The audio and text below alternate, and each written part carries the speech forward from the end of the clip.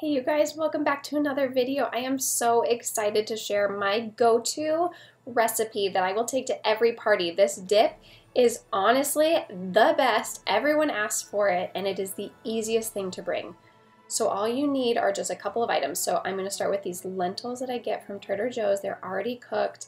The bruschetta that I find in the refrigerator section, a bowl, a lid to put over the bowl if you have any leftovers, a spoon, and just something to open the package. So I use my scissors.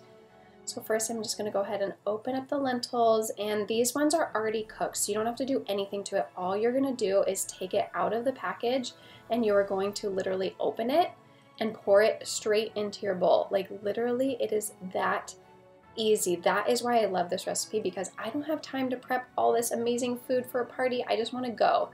But the lentils are all nice and clumped together, and so what you want to do is just break them up with a spoon. You can do it as much as you want. I like to break them up all the way, so I'm just going to stir it and break it up all the way until each lentil is kind of divided all by itself.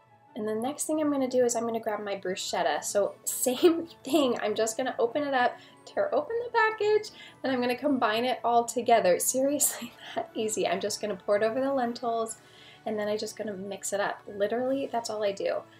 And so this is like my basic go-to. This is how I like it. I know a lot of people like a little bit more, and so if you want, you can even add feta on top of it. It's seriously amazing. And then I will just get something to dip it in. So I will either be healthy and get some cucumbers, or maybe I don't want to have cucumbers and I'm gonna get some crackers and I'm gonna dip it into this dip, or bring both for a party. It's amazing. And you know what the telltale sign to know if a dish is really that great? You try it out on your kids.